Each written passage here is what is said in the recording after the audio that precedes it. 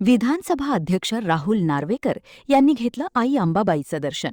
राज्यातील नागरिकांना सुखी ठेव, अंबाबाई चरणी केली प्रार्थना. विधानसभा अध्यक्ष राहुल नार्वेकर यांनी आई अंबाबाईचं दर्शन घेतलं. राज्यातील नागरिकांना सुखी ठेव अशी त्यांनी अंबाबाई चरणी प्रार्थना केली.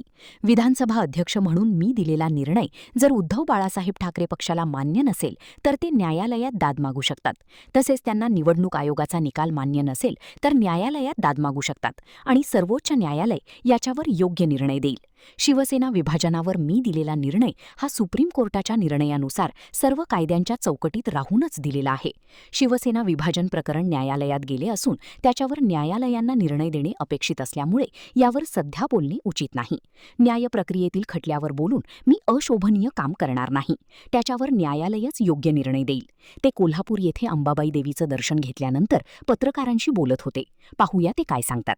महान कार्य न्यूजसाठी सुनील काटकर, कोल्हापूर. मला देशील भाई. आज कोल्हापूर नगरीत आल्यानंतर अंबाबाईंचं दर्शन घेऊन राज्यातील सर्वच आमच्या नागरिक राहतात महाराष्ट्रात आमचे त्यांना सुखसमृद्धीत हो, चांगला पाऊस पडून कल्याण हो हीच प्रार्थना आई चरणी आज केली.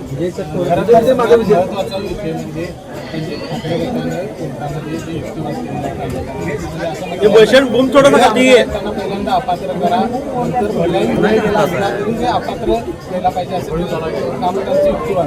आपल्या संविधानिक प्रक्रियेमध्ये एखाद्या निर्णयाच्या विरुद्ध जर का आपलं मत असेल तर आपण ज्युडिशरीकडे म्हणजेच आपल्या न्यायव्यवस्थेकडे आपण दखल घेण्याची अर्ज करू शकतो. ज्या लोकांना माझ्या निर्णयाशी जे सहमत नव्हते त्यांनी याचिका दाखल जर केली असेल किंवा इलेक्शन कमिशनच्या निर्णयाशी जर ते सहमत नसतील आणि त्यांनी जर या संदर्भातली याचिका दाखल केली असेल तर त्या संदर्भातला युक्तिवाद करणं हा त्यांचा अधिकार आहे. आणि त्यामुळे युक्तिवाद झाला म्हणजे कोर्टाचा निर्णय झाला असं नव्हे. त्यांनी त्यांचा युक्तिवाद केलेला आहे. दुसरी बाजू त्यांचा युक्तिवाद करते आणि सगळ्या परिस्थितीचे आणि फॅक्टची दखल घेता सुप्रीम कोर्ट योग्य तो निर्णय देईल. आमदारांच्या विरोधात जर निर्णय गेला तर आपण जो आदेश दिला होता किंवा आपला जो निर्णय होता त्यावर कुठेतरी बदल. बघा, मी जो निर्णय झालेला आहे माझ्या मते तो अत्यंत शाश्वत आणि कायद्याच्या चौकटीत राहून सुप्रीम कोर्टने दिलेल्या निकषाच्या अनुषंगाने दिलेला हा निर्णय आहे. त्यामुळे जोपर्यंत सुप्रीम कोर्ट यावरती अंतिम निर्णय देत नाही त्यावरती कोणतेही भाष्य करणं सबज्युडिस मॅटरवरती हे संविधानिक पदावर आहे.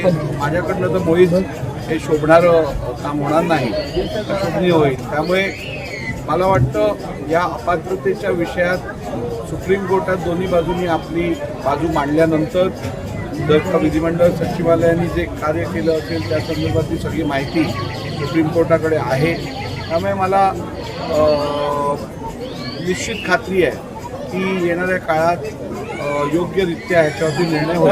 राहुल गांधी पुण्यामध्ये आज जेनजीसोबत मोठा राडा झालाय. पोलिसांनी देखील त्यांना थांबवण्याचा मारहाण केली. बघा, विरोध प्रदर्शन करणं हा लोकशाहीत प्रत्येकाचा अधिकार आहे.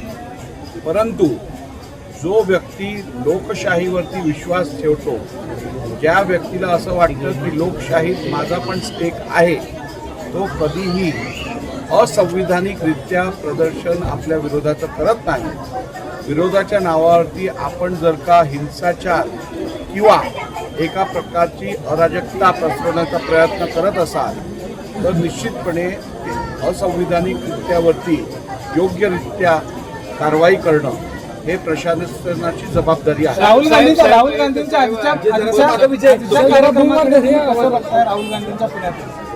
बघा, राहुल गांधींना खरोखर या देशातल्या युवा पिढीबद्दल आणि त्यांच्या समस्यांबद्दल जर का आपुलकी असती किंवा त्या संदर्भात चिंता असती तर इतकी वर्ष ते लोकसभेचे सदस्य आहेत, विरोधी पक्ष नेते आहेत, त्यांनी कधीच आवाज उचललेला दिसून येत नाही.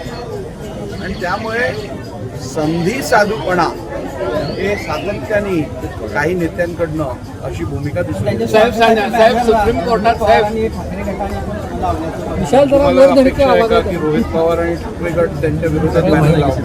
साहेब सुप्रीम कोर्टामध्ये जो काही युक्तिवाद त्यातून एकच अडचण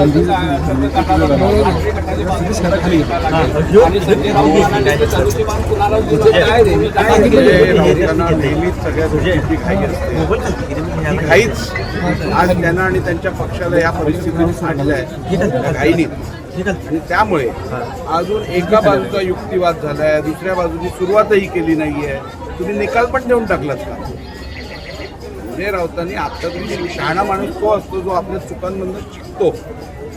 संजय राऊतांनी किमान आता तरी आपल्या अतिघाईच्या स्वभावामुळे स्वतःचं पक्षाचं आणि पक्ष नेतृत्वाचं काय नुकसान केलं याची जाणीव ठेवावी.